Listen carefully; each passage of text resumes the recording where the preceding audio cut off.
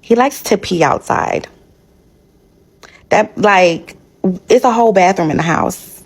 Like, why do you have to pee outside?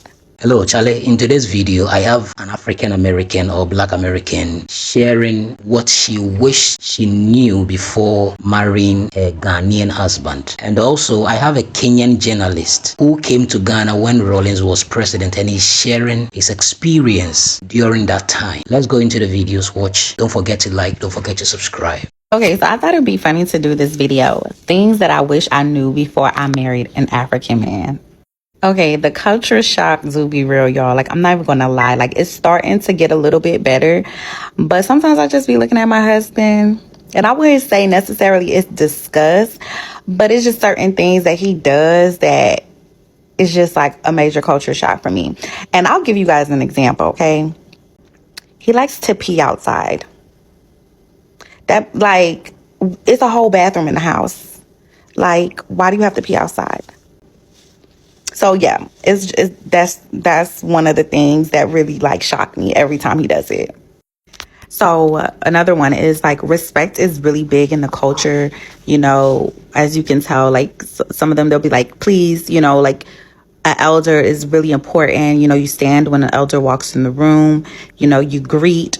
Unfortunately, you know, in our culture, we just don't pay that much respect to people older than us, you know. So that's something that I'm learning to raise our children and keep that in mind. Is like when an elder walks in a room, you stand and you greet them. When you walk in a room, you know, you greet them. Hey, how was your day? You know, you speak. Because it's so funny because like in our culture, sometimes we're taught not to even speak to adults, you know, like we just stay in our places. We let them speak to us first. But in their culture, like, no, it's the child's responsibility to greet, you know, or it's, you know, anybody who's younger, right, than that elder, it's your responsibility to greet. So that's just something that I noticed that he's real big on too. We all talk about this, the love, right? They love really, really hard. Now, I wouldn't say that they're really romantic. I kind of looked up with mine because he's like romantic for an African man, but his love language is very different. You know, his love language might be filling up gas in my car, you know, filling up my gas tank, or, you know, giving me money. That's my love language too. But I wouldn't say that he's like the like super duper lovey type, even though, you know, for me, he is. So, but typically when I see other African women talk about their husbands, they don't really seem that romantic, and that's kind of sad. Okay, they take food very seriously. Like, it's not a joking matter. Don't play with an African man and his food. You know, cook it properly. Act like you care about what you're cooking. You know, take your time.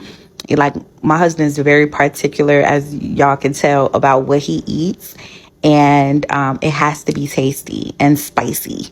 Very, very spicy. This is another one that really I struggle with, is sometimes you feel like an outsider, right?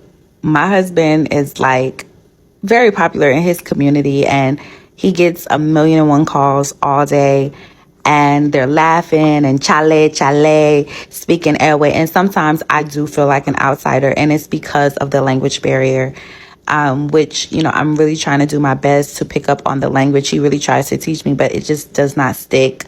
But I'm just going to keep trying, you know, and hopefully my son could teach me as well, because I know my son is going to learn the language. But yeah, that sometimes feels kind of like lonely. It's like I'll feel like an outsider, especially when he's around his family and friends and they're speaking airway. And last thing I noticed is that like community is so powerful. The support that you get is unmatched, you know, like I even say this, like when it comes to like me posting on social media, this page gets so much traction because most of the people who follow me on this page are African. And it's just like the support is there. The community is there. Like they really love you, and they really interact. They're not afraid to. When you get in like a Black American community, unfortunately, you don't get that same love. So I really love that about Africans. Is like when you marry into an African family, like the friends, the brothers, the family, everybody becomes your family as well. And so the community is really great. But those are just some things that I noticed. Growing up in the Kenya of the 70s and 80s, we read about, there was lots of coups d'etats in West Africa. West Africa was very unstable back then. In Ghana in particular, there was literally a coup every other year. For instance, in 1979, there was a flight lieutenant, Air Force flight lieutenant called Jerry John Rawlings, a Ghanaian of mixed blood, half Scottish, half Ghanaian. At the age of 28, he had taken over the country in a coup d'etat. He took over. He lined up the ministers on the beach, shot some of them, and then he began a process of reformation. Hard man rule then, but he did it. About 2 years later, he gave it up. He says, okay, I'm going to give back the country to these civilians. And he did it, and he went back to his barracks. The civilians went and drove the country down. Jerry Rawlings decided, you know what? I'm going to take over again, and this time it's going to be for a while. Another coup. Jerry Rawlings comes into power, and now he's a military strongman. All this we're reading in high school back in the day. Fast forward. Jerry Rawlings is still in office. I'm reporting now, and we're in Ghana. On this day, we're in the streets of Accra. It's like, I think the last Saturday of the month. There's a whole cleanup going on in town. Our streets are blocked. No one is moving. They call it cleanup. Literally going down the streets cleaning. And then I see a lot of security guards and militaries on one of the streets. And I say, what's going on over there? They said, what do you mean? It's the president. I said, the president? They said, yeah, he's cleaning up the streets. I said, wow, can we film? They said, oh, yeah, why not? So we film, we go closer, and we start filming. And sure enough, Jerry Rawlings is in a ditch, in a gully, cleaning up sewage, cleaning up plastic, paper. He's helping clean up. And he's doing this, not because he has to. You can see he's putting his mind into it. And I look at this guy. This is the same guy we were reading about growing up. And he comes out of the gully. His hair is full of sewage and dirt and he's smelling. You can tell the stench down there. And he comes up and says, hey, Mr. President, it's Jeff going angry with Reuters. I was with Reuters Television. Reuters, can we do a story with you? He says, can we film? He says, why not? So we walk forward. The good bodyguards let us through. And he says, what do you want to know? I said, why are you doing this? He says, it's all about cleaning up your country. And it starts with you. I said, Mr. President, can we spend some time with you? Do you mind later on? Can we spend some time? He said, yeah, sure. Come over to Osu Castle, it was called. Osu Castle. Come see me later on. I said, wow, just like that. Sure enough, we went back later on. We were cleared at the gate. And we were ushered into a courtyard. And there in front of us was a helicopter. Right there in the courtyard, a helicopter. As we're filming the helicopter and waiting, we hear some action in the background. Everyone's come to attention. The president comes out. Everyone's boom, boom, boom. He walks straight into his helicopter, walks onto the left side, enters. And he said, hey, come on, let's go for a ride. And the cameraman now looking at each other and say, really? We go into the helicopter. He's there. He's the pilot. He's putting on his headphones. He's putting on all the switches, this, that, the other. Boom, boom, boom, boom, boom. We put on our seat belts. We're still filming all of this. He says, you ready? And he through the headphones. I said, thumbs up.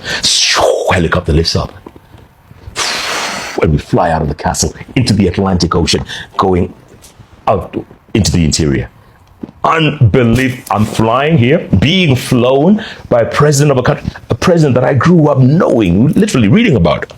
We fly to a place called Akosombo Dam, about an hour and a half or so away. And he shows us huge dam complex supplying water to most of Ghana.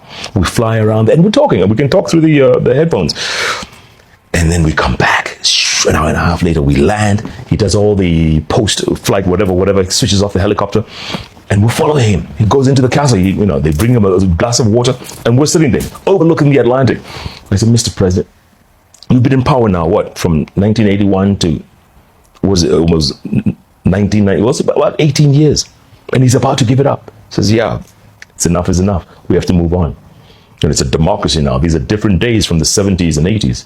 And I said, was it well worth it? And he said, yes. The first time I regretted giving back power to the civilians. But after we came back again, he said, I hope we made a change in this country. Ghana. Can you imagine?